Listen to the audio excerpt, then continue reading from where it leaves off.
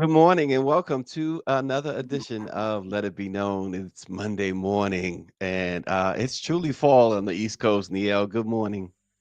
Peace and love, everybody. I'm Niele, your co host, and we have a lot of headlines to talk about today. I'm talking about we have news on AI and the King family. Candace Owens is dropping out, and we'll have a conversation about whiteness, anti blackness, and last but not least, we'll tell you what Snoop Dogg and Kamala Harris have in common. Oh gosh, I can't wait to hear that one. But first, let's check out what our producer has in store for us this morning. So the judges are saying some incredible things. Ryan Goodman is a law professor at New York University who heads a nonpartisan law journal. His team has analyzed hundreds of suits filed against the administration, and he didn't imagine what judges were saying to the Trump Justice Department. We found over 35 cases in which the judges have specifically said, what the government is providing me is false information. It might be intentionally false information, including false sworn declarations time and again. In court records compiled by Goodman, Democratic and Republican appointed judges are critical of the Trump Justice Department's work. Highly misleading, said one judge. A serious violation of the court's order, wrote another. And a third warned, trust that had been earned over generations has been lost in weeks. This isn't the way things normally proceed? It's not. In fact, I would say for some of the cases that we're looking at, maybe that would happen once every 10 years. Who gets hurt by this? The one entity or person or institution that gets hurt the most is the Justice Department. Wow, I don't agree with that last statement. I don't think the Justice Department gets hurt the most. It's the victims that get hurt the most. This is intentional. This is not by accident that they're doing this. Niele, it's very intentional. Oh, for sure. Especially under an administration that weaponizes having a difference of opinion. It gets dangerous when that happens. And so, yeah, I totally agree with what you just said.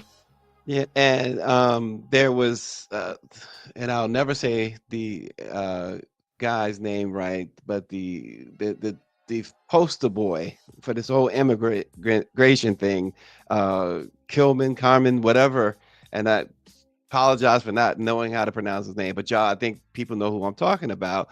Um, the lies, that 60 Minutes broadcast that you just saw, it brought out the many lies and how that they were told, just put it in. And there was attorneys that got fired in the Justice Department that refused to lie and say that this guy was a member of a gang, that this guy was a criminal. They refused. Kilmar Garcia, thanks, Greer.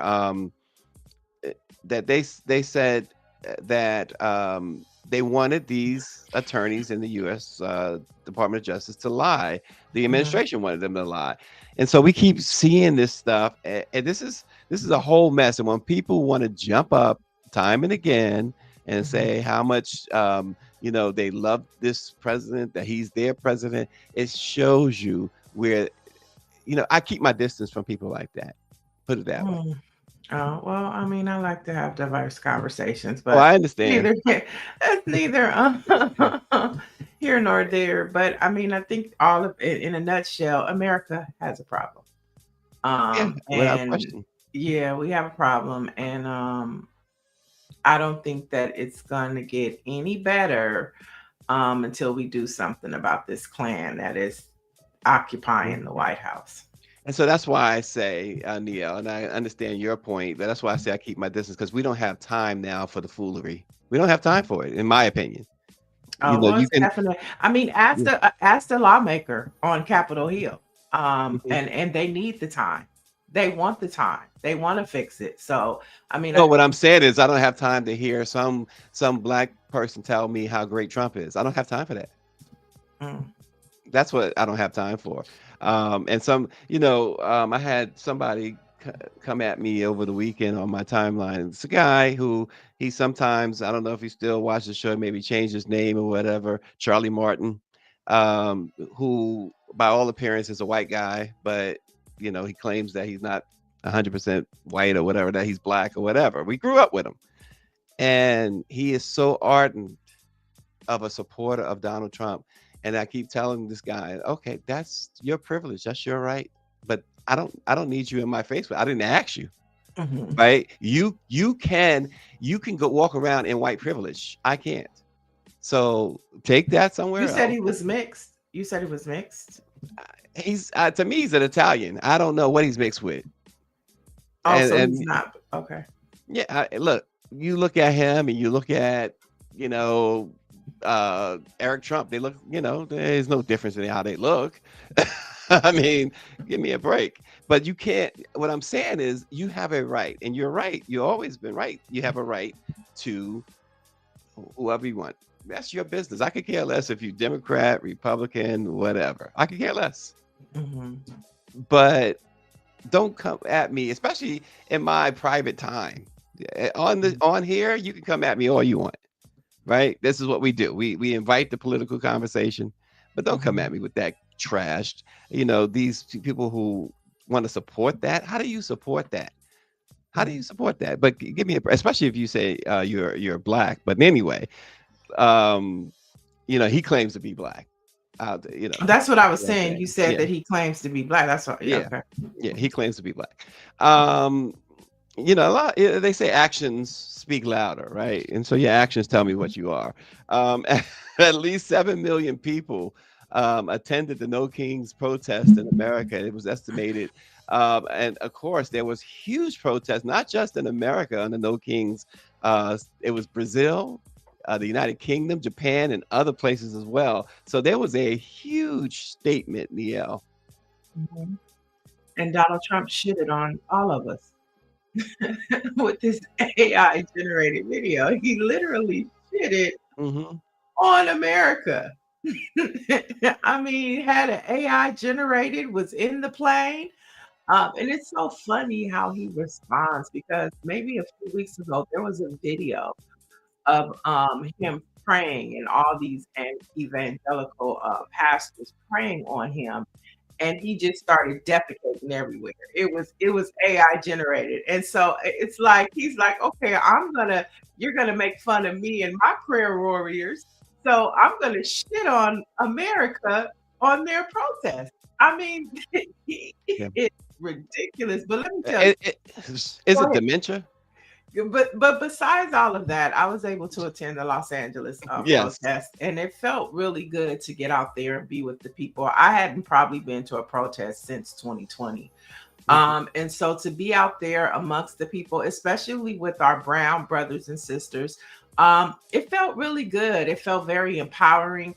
And I think what the message is sent to the people is that we are stronger in numbers. And how do you take all of that passion, all of that anger, all of that frustration, and turn it into action, turn it into activism, turn it into pushing people to the polls? And so I think we're going to see a lot of that. It was a lot of huge support for Prop 50. We had Taste of Soul on Crenshaw, so I was bopping around on Taste Soul, and I went downtown. And so there's this black joy that was happening on Crenshaw, but there was also a sense of activism that was happening as well, where there was a big push within the black community for yes on Prop 50. And so Mm. we'll see, how all of this. But I think that Saturday across the nation, people understand the urgency of where we are today. Yeah, and it's really it is a testament of this racist sup- supremacy type White House that we have. The official White House account put out a meme with Trump and JD Vance dressed in full royal regalia with the crowns on their heads during the No Kings protest, and below it they had Schumer and Jeffries in sombreros, saying that we are built different is what they put as their caption. And of course, you had from Trump's official account that meme in which the AI generated thing where he's, defecating on the protesters. What president, what White House does something? It just shows you, even one of the criticisms of Barack Obama was that he said, and you got to understand the context in which he said it. He says, "I'm the president of all America, not just Black America, not just white America, not just Latino America, whatever." He said, "I'm the president of all America." Donald Trump has come out specifically and said, "I'm the president of Republicans or conservatives in America." He White is people. white He's people. the president of white He's a people. president of white people, and he has specifically withheld funding from states, blue states, Mhm. Democrat-led states. He has specifically attacked them, and then this meme or AI-generated video that he puts out under his account, um, folks, that is the epitome of what is not a president. It's so Who is funny. Yesterday, I showed my grandmother the video. She's 94, and I think her jaw dropped to the ground. I mean, Mhm. I mean, you can't. I mean, if you could play it while we're talking, that'd be amazing. So we could just see it as B-roll. But I mean, and it was so funny because he actually defecated on one of the very popular social media journalists. Right. And so he kept talking about, he couldn't believe it. And then the White House pretty much attacked him. And so it is just it like I mean, you can't make this stuff up. I mean, no, if that's not white privilege, who does that? Right. The There you president go. of the United States of America? Mhm. Yeah, there you go. And that's JD Vance's official account right there.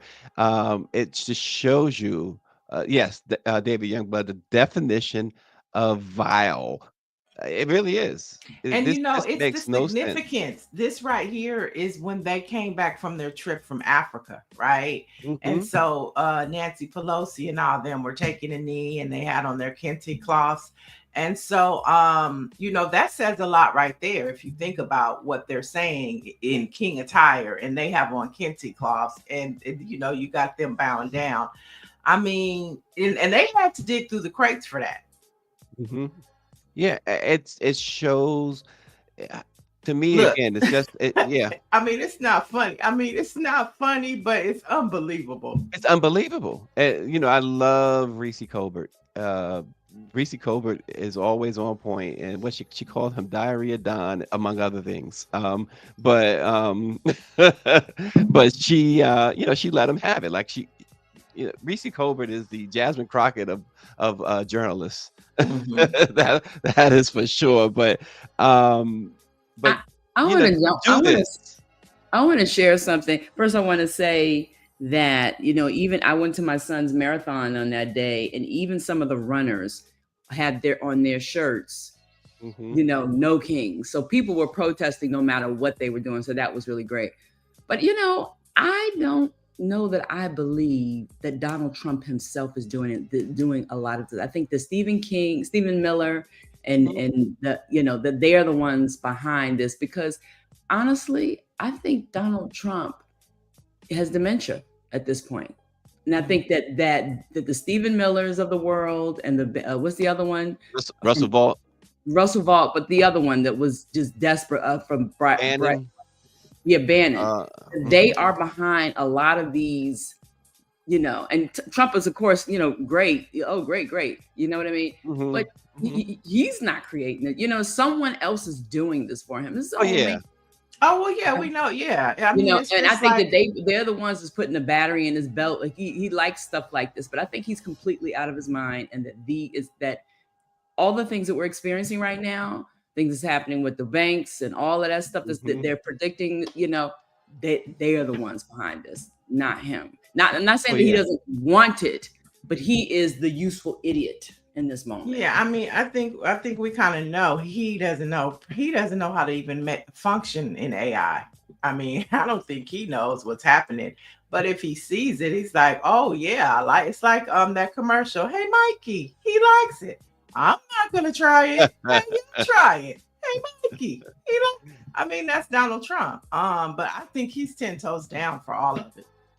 Oh, I think so too. But I agree. I agree. And you see the crowds. It's amazing to see that all over. But I think it's just as amazing to see it happen in other countries about this administration. For That is sure. amazing to me as well. So, You know what was interesting though?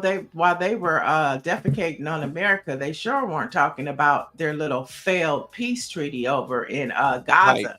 You know, Hmm. they haven't said a word about that. You know, all of that pomp and circumstance and Ivanka and Jared Kushner and all of this and that. And, you know, he's brought peace in the Middle East, and Israel's bombing the people of Gaza, stopped all their food. So we're right back at square one. And while those are the things we probably should be talking about and addressing, his lack of leadership and not really creating world peace or peace in the Middle East, we're talking about making fake AIs and defecating on people. And then oh, there you go. Greer is talking about the tear gas in Portland. That situation there. So it's again, it's not the protesters, it's the administration. It's their Mm-hmm. it's their thugs that are doing this. Mm-hmm. For I sure. mean, to let that happen is they don't care about people at all. This is all about their mission and their mission only. They don't care who they sacrifice. Mm-mm. They Mm-mm. don't care at all. And it's like I said, I think it's really levels to all of this. Donald Trump is allowing all of this to happen because he and his family are in the back stealing money. And so, you know, you got letting Stephen Miller and Bannon, really take over the military and go after people of color because they're like the slave catchers, right? But Donald Trump is worried about the cotton. And you know what I'm saying? Like if we were to put it in context of, the old school, they worried about the cotton and how it's going to get over all around the world and how they're going to dominate with their cotton. And then you got Stephen Miller and Steve Bannon, the plantation. They are the slave catchers. They want to, they're rallying the Klan.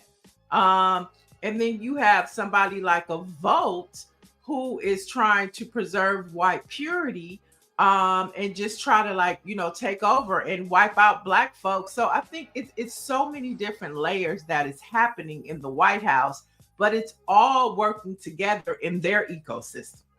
Right, exactly.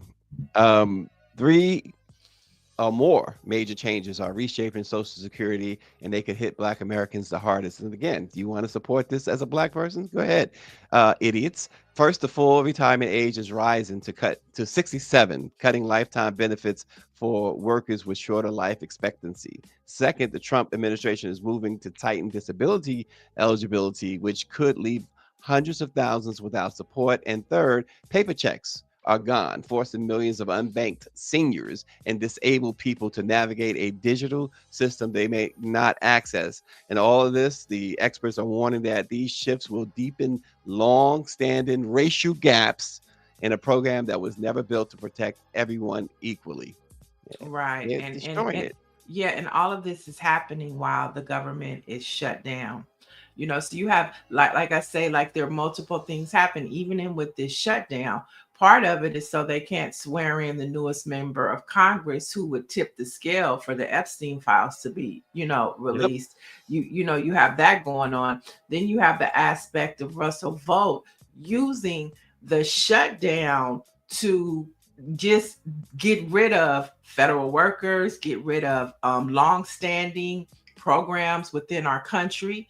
You know what I'm saying? And then you have Donald Trump doing what Donald Trump has. And so like this is it's like an onion. And when you peel back the layers, they're all in there with their own objectives of why they want to dismantle the government, why they want to protect the Epstein files.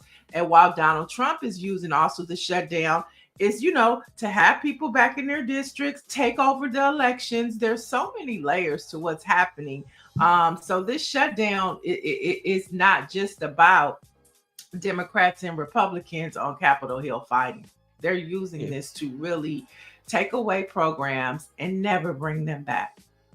Oh, without question. And Dr. Marilyn says in Kamala Harris's book, she said during COVID, Trump sent Putin test kits when Americans were running out of them. Yeah, we remember that. And Dr. Joni says that there is no rule that they cannot swear her in legitimately.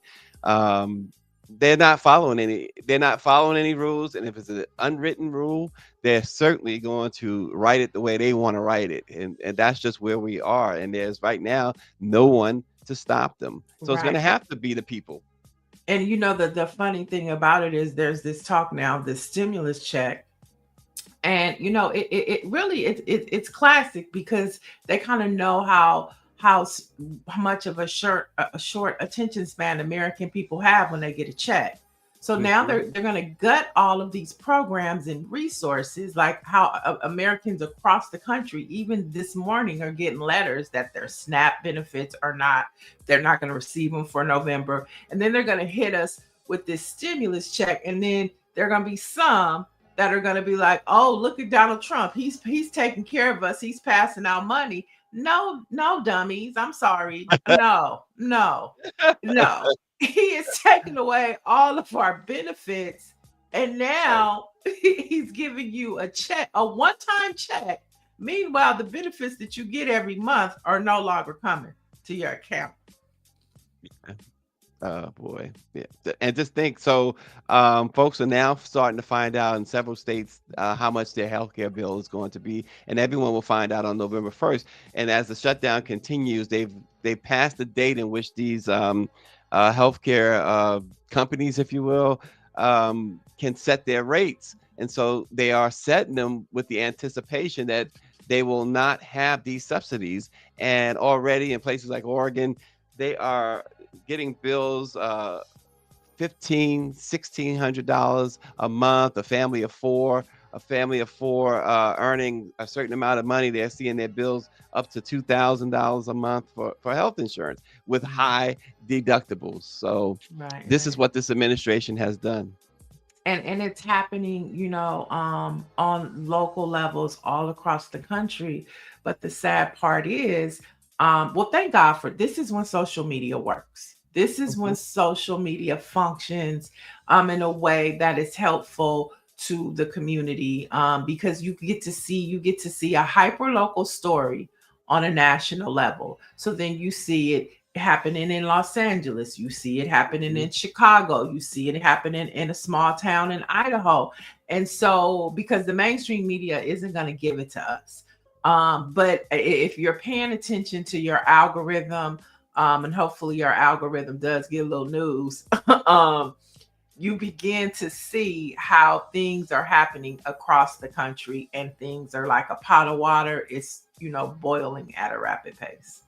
Yeah, Michael Carter says it's so sad. The cruelty, unfortunately, is the point. Absolutely. He says we have to continue to fight back in whatever way works best for you. And Dr. Joni says insurance rates for everyone will jump enough to make it force people to decide whether or not to keep it or pay rent. 100%. But we'll be back to the way we were, right? Before Obamacare, it was a choice. You had one or the other, before Obamacare, that's the way that it was. Yeah, unfortunately now that you're going to talk about premiums that most people can't afford, and that's where this is the cruelty part of it all. So, but folks, Dallas Mayor Eric L. Johnson is calling for a public review of Police Chief Daniel Comeau's decision to reject a $25 million federal offer from ICE.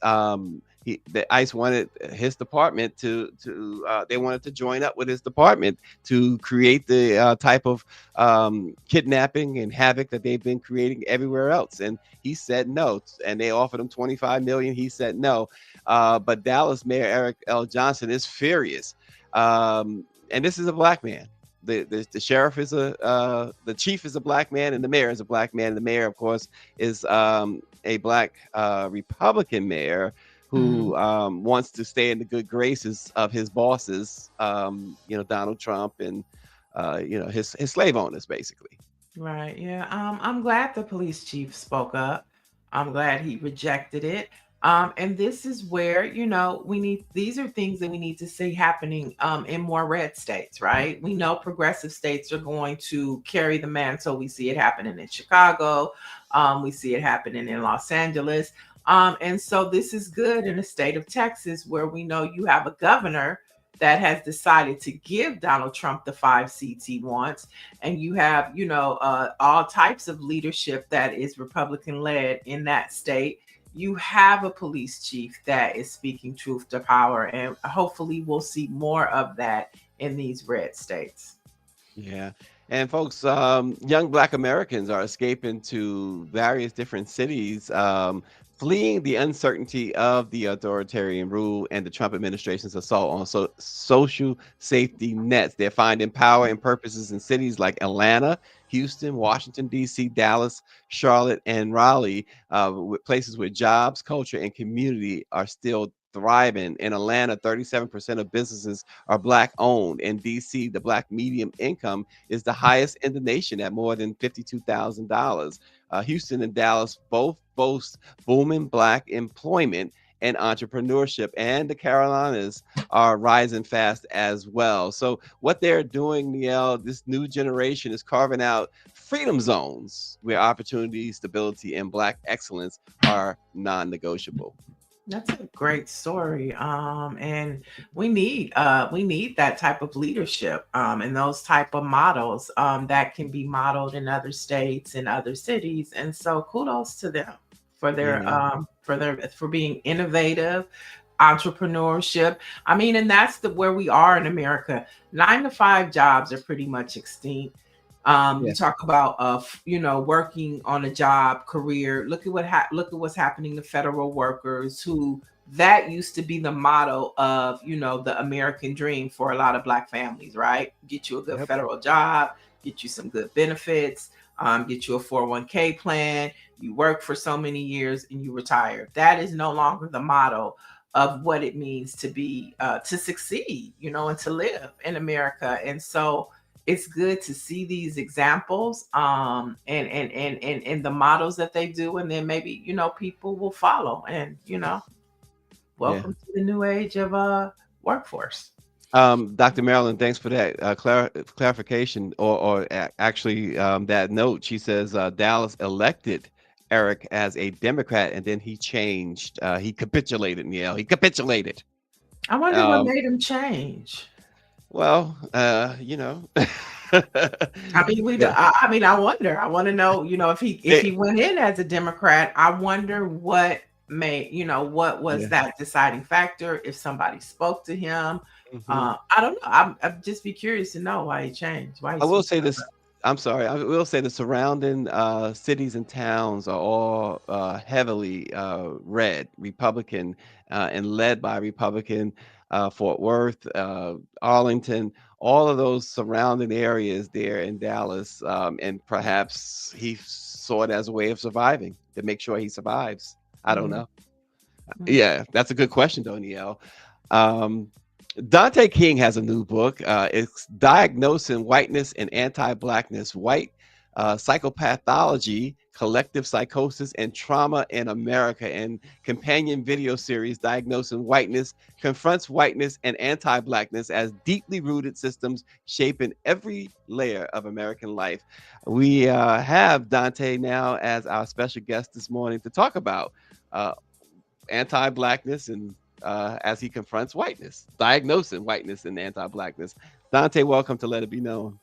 Thank you so much for having me. I really appreciate being here. Good Yeah, morning. absolutely. Listen, I'm going to jump right in on the ICE part because we were just talking about ICE a minute ago. You describe ICE as a, quote, modern day fugitive slave patrol.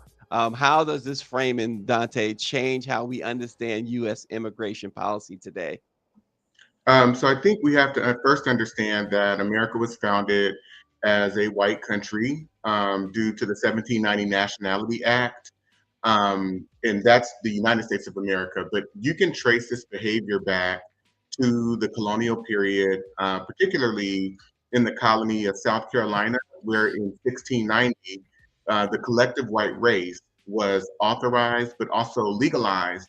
There was a law that required them to become a racial police force against African Americans. And so African Americans that were perceived as running away, as not being in the right place at the right time, they were caught. They were remanded back into the condition of enslavement for those who were enslaved. If we move forward by another 160 years, once the United States of America was formed, there is the Fugitive Slave Act of 1850 that also required all white Americans to become a racialized police force against African Americans. And particularly in this iteration of that law, they were required, or they were permitted rather, to stop and surveil and police both people who were enslaved and free.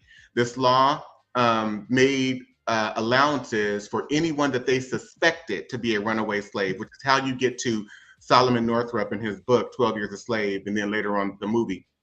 And so we have to understand that this is a behavior that has been at play based on a psychological, I call it a psychological or dysfunction, where these people have been programmed, essentially neurobiologically, to police the other.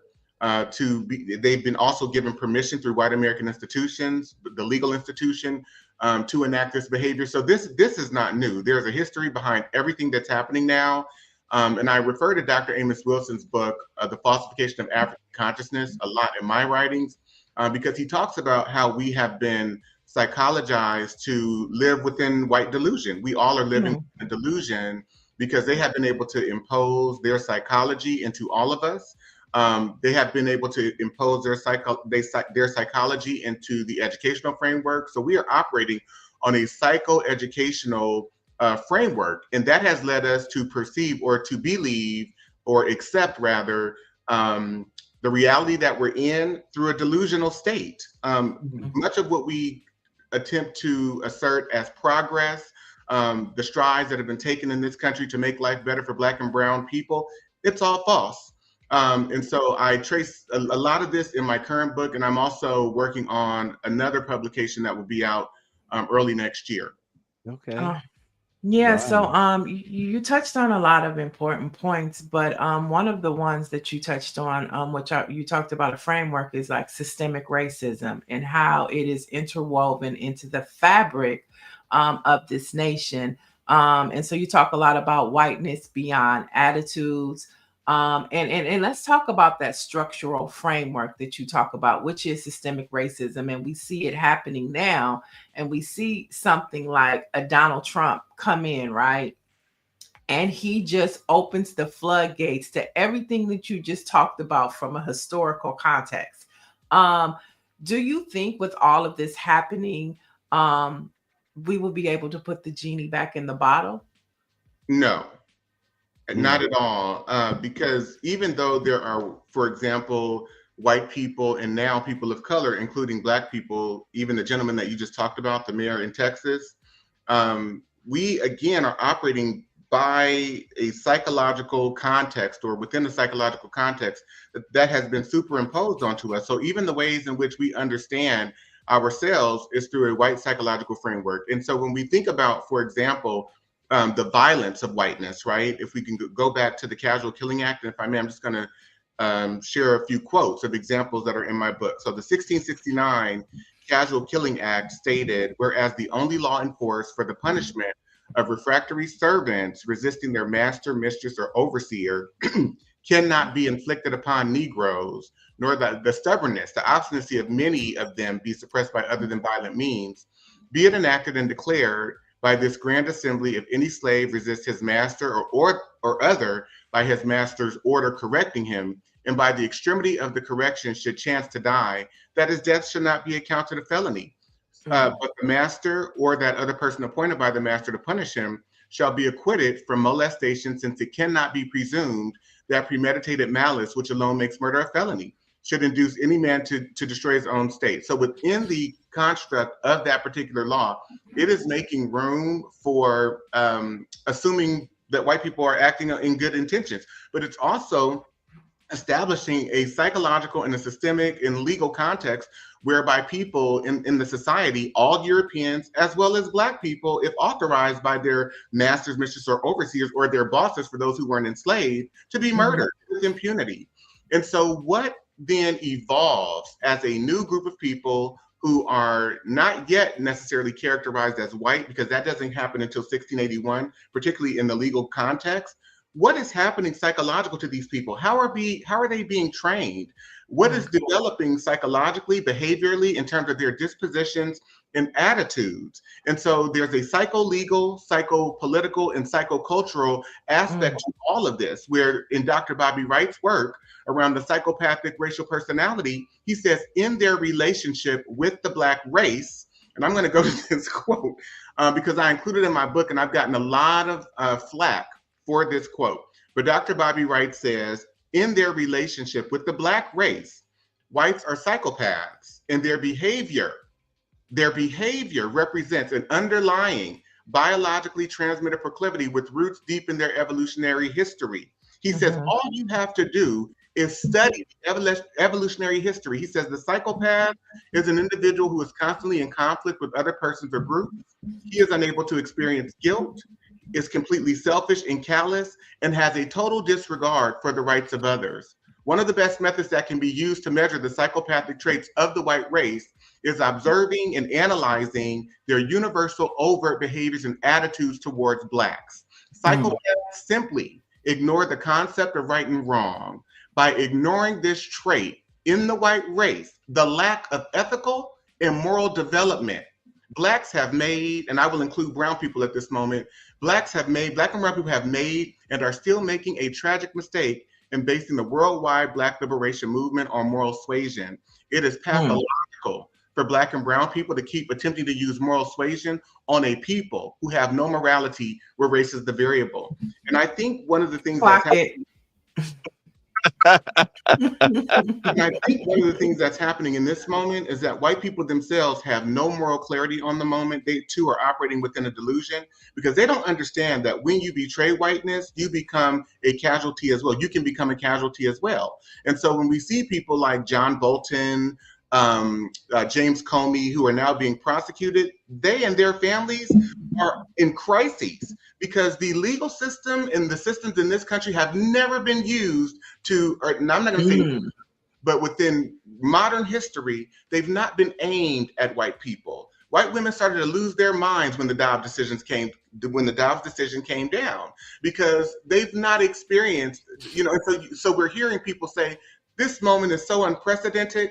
Yeah, because if you're white, you've never experienced the legal system being used against you, the economic system being used against you, the political system being used against you, the medical system being used against you. And so all of these organized rallies and protests that we're seeing, like the No Kings rally, you've got millions of white people going out to the street because they too themselves have no moral clarity, they have no psychological clarity about what's happening in this moment.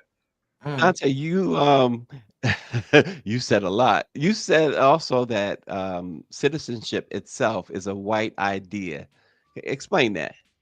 Well, it's sanctioned within a European language of English. I mean, that's how we get there.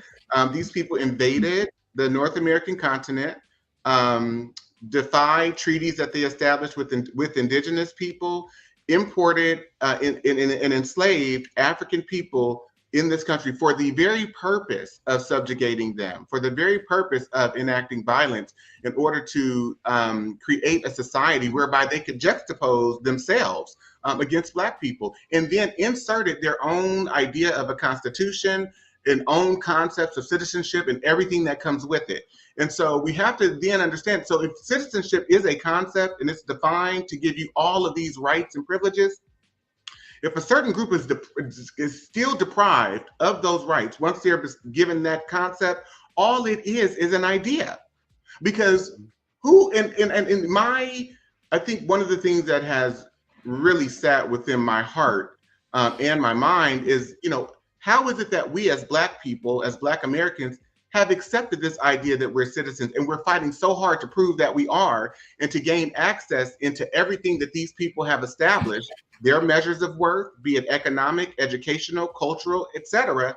But we've never been able to participate fully. We've had the legal system, the economic system, the educational system, all of the cultural systems weaponized against us. And so we too live within a delusional state, and it's very unfortunate. And so I have begun to say that we are, white people are subjects of this place. They too are oppressed, and they just don't know it. They don't understand because they have low standards in progress. But we too have low standards of progress as well. Because when we even begin to have a conversation around progress in this country, we always start from when Black people were enslaved and in chains. And I've said to people, if your progress model is rooted in depravity, if you're starting from a place of inhumanity, I need another model. And it cannot be rooted in Eurocentric standards and values and frameworks. So from awareness to action, moving past diversity talk towards systemic change. When I see that, I think about one of the things is policing in America. And we just had Taste of Soul out here in LA. And one of the models is how we reimagine public safety. So you have 300,000 Black folks on Crenshaw Boulevard. And the model for the public safety is the Nation of Islam is the first point of contact for any type of altercations. And the police stand back and they move on the response of how the Nation of Islam, if the Nation of Islam asks for their engagement, it happens, right? If not, they handle it. In 20 years, not one incident. Okay, so when we talk about reimagining public safety, another thing I think about is Dr. Melina Abdullah. She used to always talk about abolishing the police, defund the police. And people get so frazzled by that. But when we talk about breaking up, one of the things of systemic racism, when you think about how policing was started in this country from slave catching, abolishing the police and defunding the police is not as radical as a concept as one would think. And I think that anti-whiteness speaks to, reimagining things. So I want you to talk to when we talk about systemic change, is abolishing the police a bad thing? I think it would be a great thing, but along with that, there also has to be an investment in people in terms of, putting people within this cultural context, putting people to work, giving them opportunity. But that is not the model by which this country has been set upon. And I think it's important to understand that policing is not just about law enforcement. It is an economic system. And when you create the rationales and the justifications to be able to criminalize people, and it's a business, right? We have to understand that anti-Blackness in America is a business. And so the first iteration of that, I would say on a wide scale, is the legalized institution of enslavement. But there are many other institutions that flow from that. And Dr. Amos Wilson talks about the psychodynamics of all of this.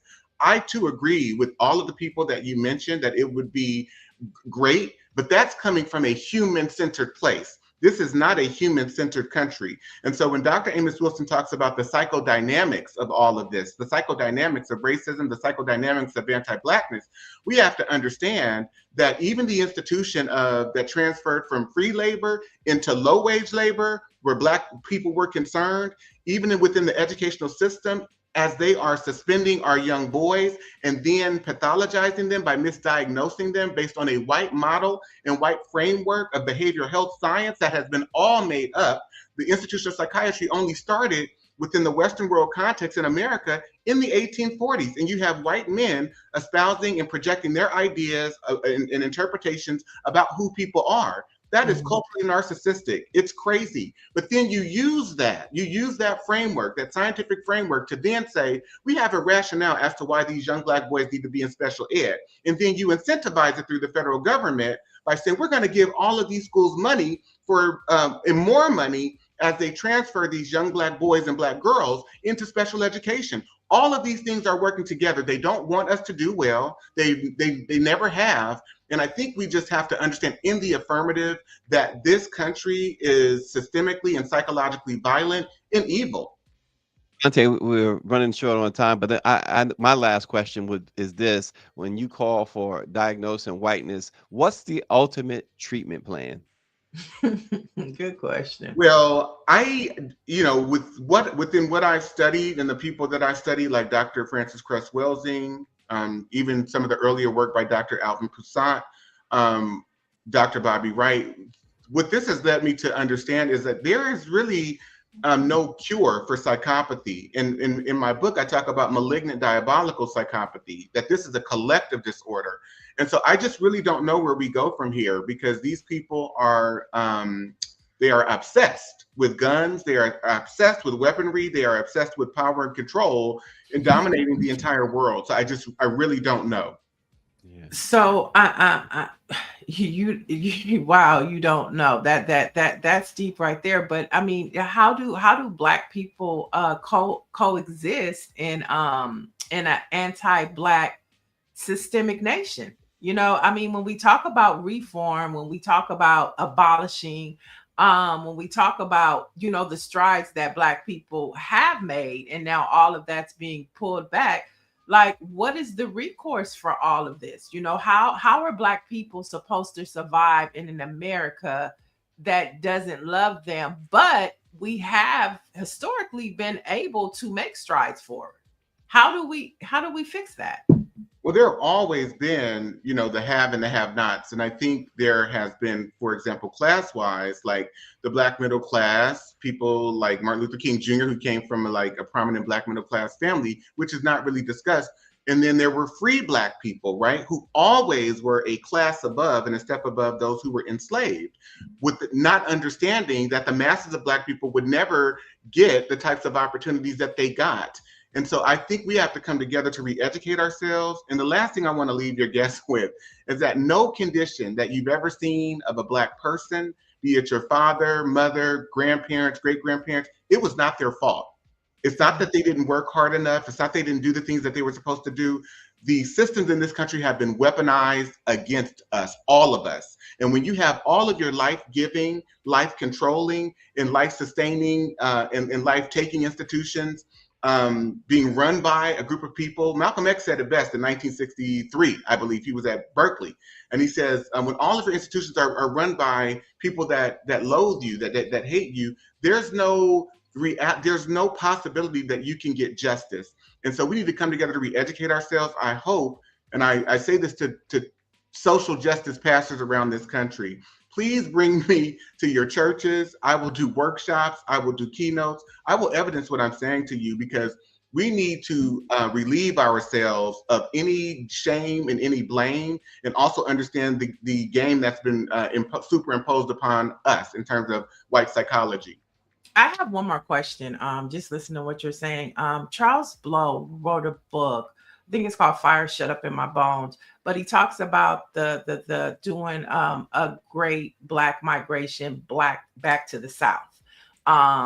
Those types of concepts, what are your thoughts on that? When we talk about, how do we change and fix, the book is about diagnosing, but, do you think that something like a great Black migration in a concentrated effort would be able to combat some of all these diagnoses that you found in your book? No. And this is not to disagree with Charles Blow, because I respect him tremendously, immensely. But I can say, for example, let's say these Black businesses, people go and they concentrate, they establish Black communities, Black businesses. Going back, for example, to 1948 in this country, where you had a lot of Black middle class people establishing businesses, housing development, a lot of home ownership that occurred between after World War II into the 1960s. What happened? The federal government came in under the 1948 Redevelopment Act under eminent domain and required all of these, well, not all, but many of these Black people, they kicked them out of their homes. They kicked Black people out of their businesses, right? They could potentially leverage their tax system to levy tax audits on all of these Black businesses. We don't control the entities that protect our assets. So I found within this history, the hard work of Black people at every turn just being undermined and eroded and desecrated or decimated. And I'm telling you, my mind is so full. So I don't know. Yeah. Mhm. Yeah, Dante King, Diagnosing Whiteness and Anti-Blackness. A couple people have already wrote that they have put the book in their cart already, Dante. Thanks a lot. We hope you will come back because the information from your book and what you provide is it's some strong commentary. We appreciate it. Absolutely. Yes, Please go to DanteKing.com to follow me. DanteKing.com. Thank you. All right. Niele, just a couple more of your headlines before we get out of here. Go ahead. It's on you. Well, I mean, I think we're short on time, so we can get to them tomorrow. There's no breaking news in that. So let's jump to the Black Facts. Niele's running a audible, what they call an audible here. On this date in 1898, folks, the North Carolina Mutual Life Insurance Company, the first African American owned life insurance company, was founded by John Merrick and Associates in Durham, North Carolina. John Merrick and Associates founded the first African American owned life insurance company on this date in 1898. Yeah, and I wanted to stick to my my teaser. I'm gonna tell you what Snoop Dogg and Kamala Harris have in common. Oh, yes, please. Today they are both celebrating a birthday. Oh, They I were could have born on guessed the that. same day. So happy birthday goes out today to Snoop Doggy Dogg and our very first Black female president, Kamala Harris. Do they have anything else in common that you know of? They both smoked weed. Oh, okay. Well, no, she smoked. He smokes. You said, what did they have in common? Well, yeah, I said they both smoked weed. I'm not saying she still smokes, but she has, and he indulges. She Listen, has I indulged. wouldn't be And I surprised if wouldn't she's be smoking surprised. now. Right. I wouldn't be surprised if she, hey, a lot of people need a lot of things right now to get through this hell we going through. Dr. Jody said that living on the edge on a Monday morning. All right, folks. Our Black-owned newspaper of the day is the Philadelphia Tribune, with a rich history of growth and advocacy that closely mirrors the nation's civil rights progress. The Tribune is the nation's oldest continuously published newspaper reflecting the African American experience. It was founded in 1884, and it's more than just a newspaper. It continues to tell the story of African Americans in print and online and host events under the umbrella of the Philadelphia Tribune Media Group. So that's our Black-owned paper of the day, Niele. Yeah, it's a lot of things to be paying attention to. We still talking about that voting rights situation in the Supreme Court.